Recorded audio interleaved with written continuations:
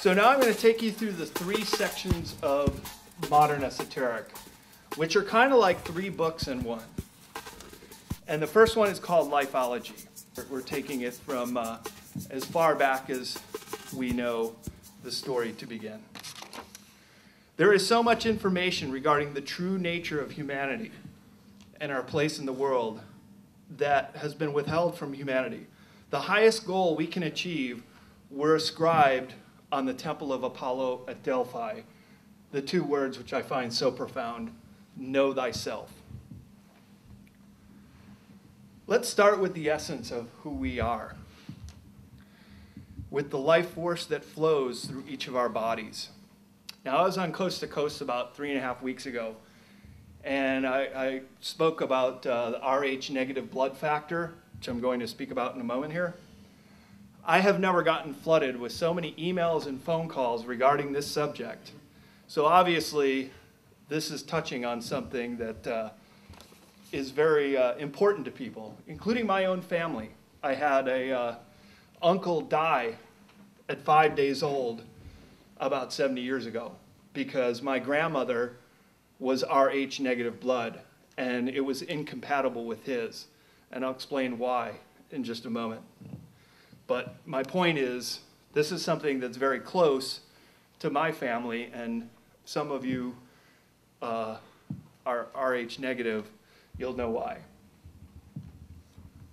Do you know that humans are unique from all the animals because we have 2 incompatible blood types, blood factors? There are about 5,000 known blood factors, and these must contribute to the complete picture of the makeup of all human blood types. It has been proven that 85% majority of all humans have a blood factor in common with the rhesus monkey. This is called rhesus positive blood, usually shortened to Rh positive. This factor is completely independent of the A, B, and O blood types. Rh factor is a protein called an antigen that is found in the red blood cells of most people. An antigen is any substance that the body considers foreign and thus stimulates the body to produce antibodies against it. Rh factor, like the blood types A, B, and O, is inherited from one's parents. A simple blood test can determine your blood type, including the presence of the Rh factor.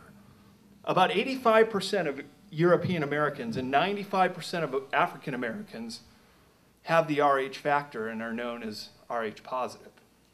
By the way, the largest group of people who are Rh negative are the Basque people between Spain and France in the northern Pyrenees. And just like learning about this Rh factor, the deeper you dig into the Basque people, the more interesting it gets, because the Basque have a language that is completely unrelated to any other language known. And it's a pretty good chance that they are the direct descendants of the Atlanteans. And we're going to talk about that a little bit. And they're about 30% Rh negative. So, a simple blood test can determine your blood type, including the Rh factor. Those without the Rh factor are Rh negative. Type O positive is considered the universal blood, as donors can donate to any other blood type. There are other curious characteristics common among Rh negative people that are uncommon to others. Is there a real difference other than a simple different blood type? Externally, there are certain similarities that occur to those having Rh negative blood. For example, I call them Rh negs, cannot be cloned. They have higher than average IQs, and their looks are similar, mostly blonde hair, blue eyes, sometimes hazel eyes, or mainly the colored eye groups are typically your Rh negatives.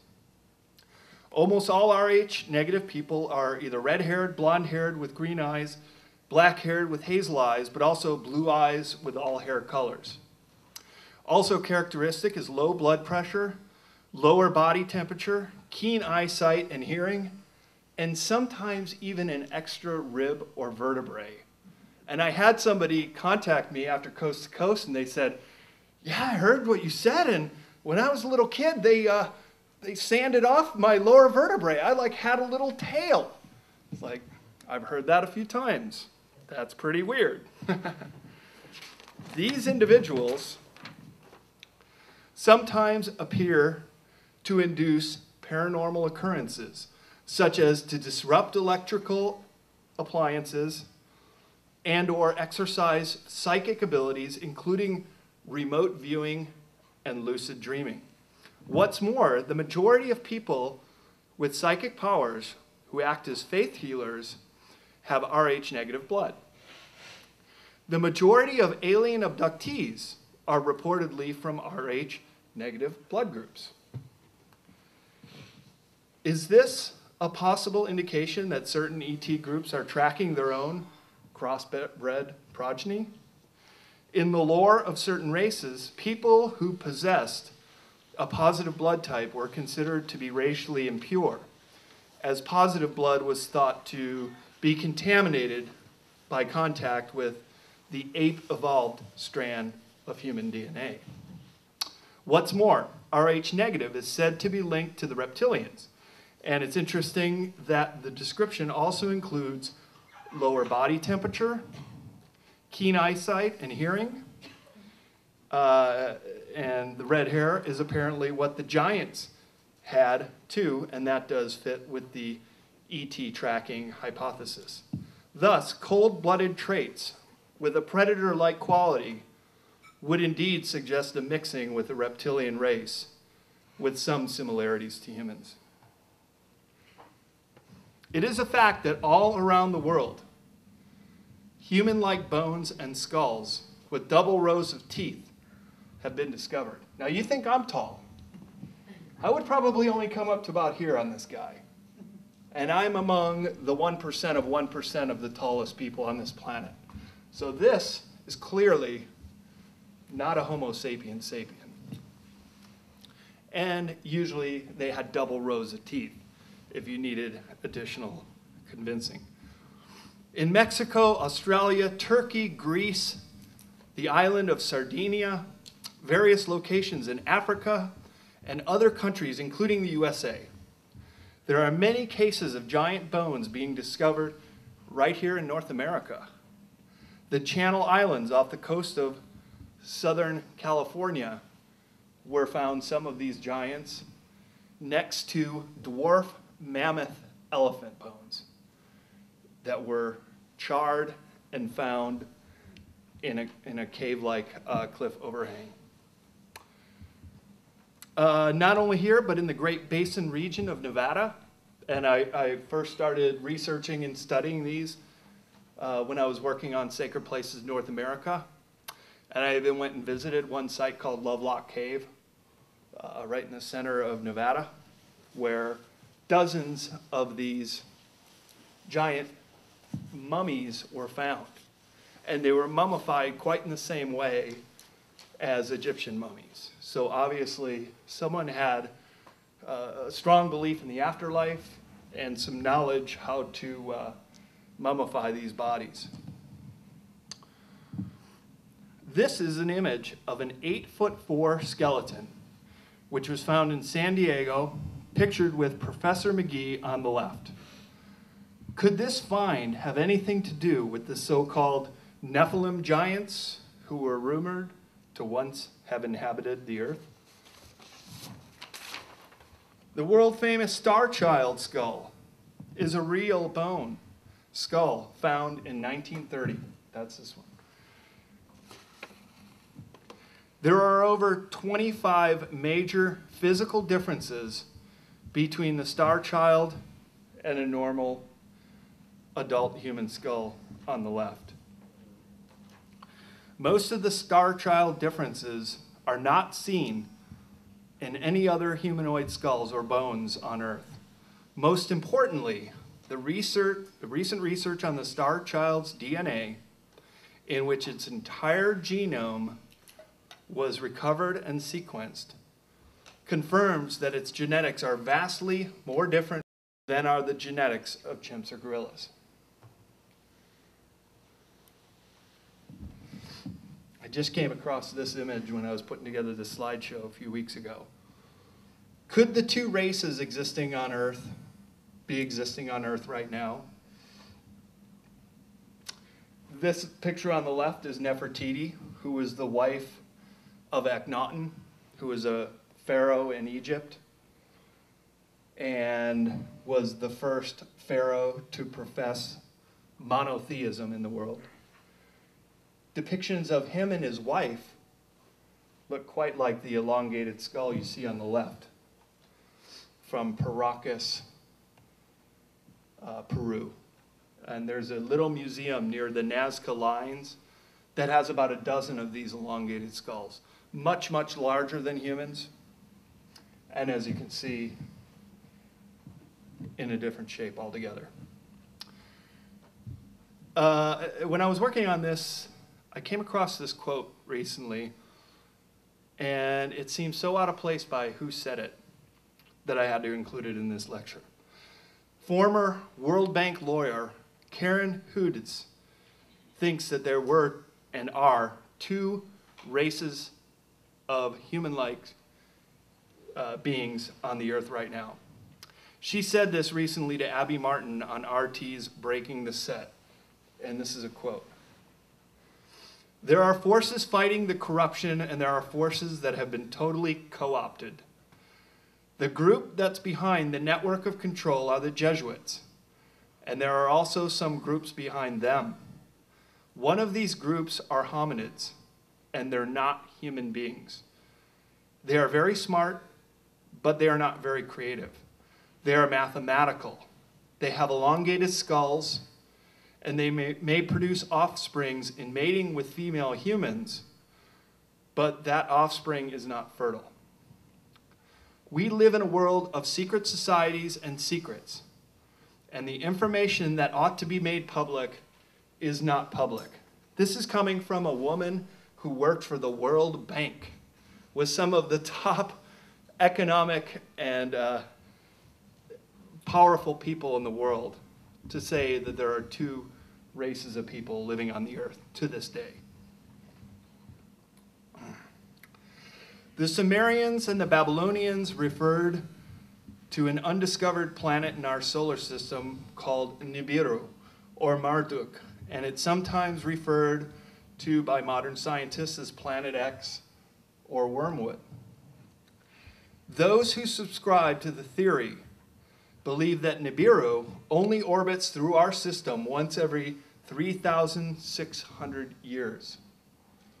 And the ancient Sumerian and other very old texts describe these giants coming from this additional planet in our solar system that takes a very oblong rotation around the sun and takes many 3,600 years to make one orbit around the sun. In addition to this, many ancient cultures believed that there were a race of people who lived on Nibiru that were known as the Anunnaki. According to their creation mythology, their superior race of beings came to Earth and genetically engineered human beings.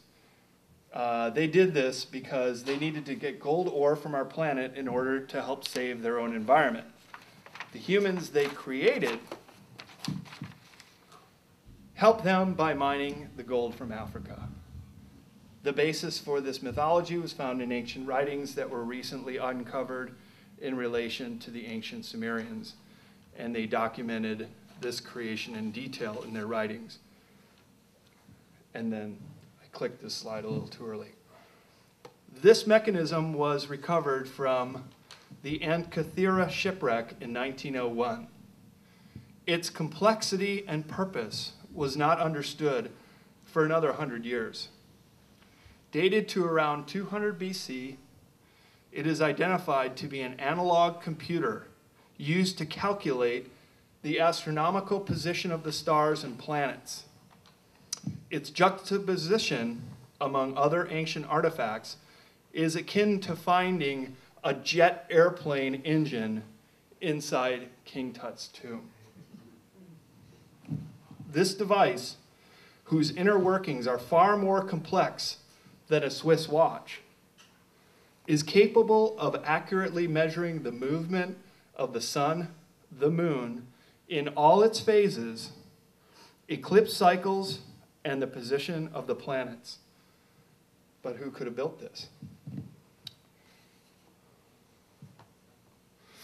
The Piri-Reis map that you see on the right is one of history's great mysteries. How was a map drawn in 1519 able to accurately depict the Americas? Piri-Reis is himself said to have used the map of Columbus and other source maps dating from the time of Alexander the Great. Some of the islands off of Antarctica depicted on the map were not discovered until the early 20th century. And here you can see the Caribbean, how it matches up. There's South America, here's Africa, including an elephant. And then the southern tip of Terra del Fuego, including some islands off of Antarctica. So truly remarkable that this map could depict so accurately many of the features of South America, which was only circled by Magellan in 16th century. And many of these islands were not discovered till just 100 or 200 years ago. Similarly, we don't learn about Henry Sinclair and fellow Knights Templar and their trip to Nova Scotia and New England in 1398 when we learn history. We don't learn about Leif Erikson coming to North America in 1000 AD. We get the cookie cutter, unique Columbus discovery information, and Columbus didn't even acknowledge that he found a new continent his entire life. He called it the West Indies. He thought he discovered islands off of India. Till his dying day, he didn't think he found anything such as a new world. But Leif Erikson and his expedition of Greenland Vikings arrived in New England even 400 years before Henry Sinclair. As Voltaire says, history is a Mississippi of lies.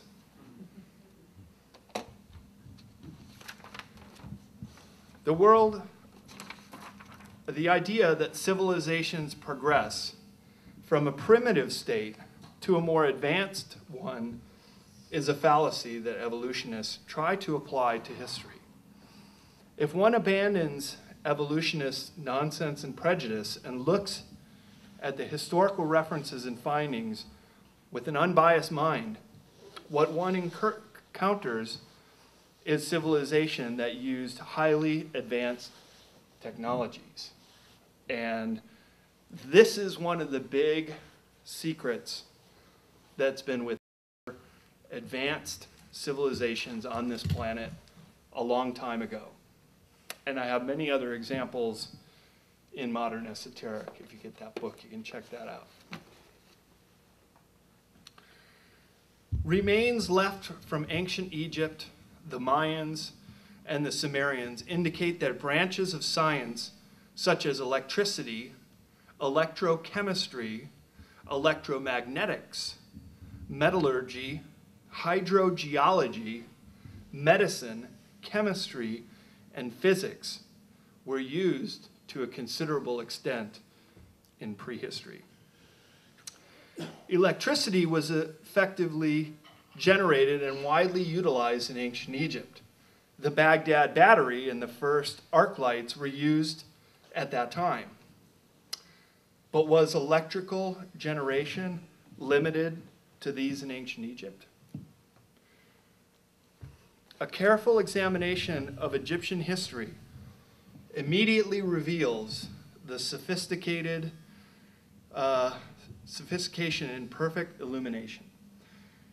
No soot has been found in the corridors of the Great Pyramids or in the tombs of the kings because these areas were lit using electricity.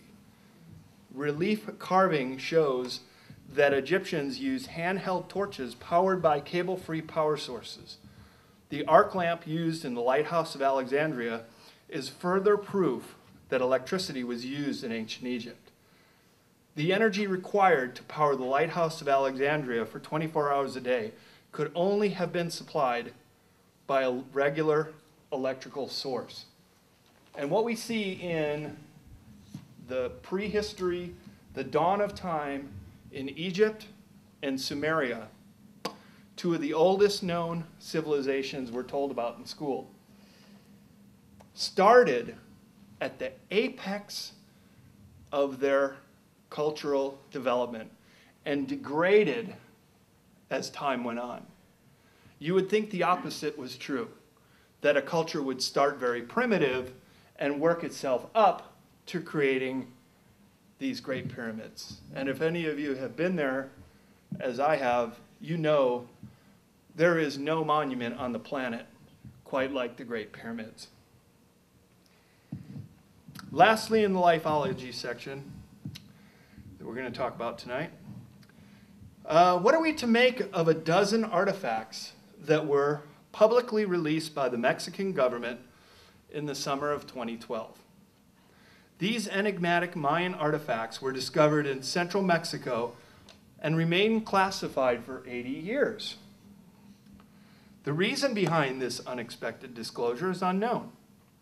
And it is interesting that these artifacts were not subjected to review or investigation. They were simply released as is. Now, I don't know if you're seeing what I'm seeing, but that sure looks like a helmet to me. And looks like he's in an enclosed space.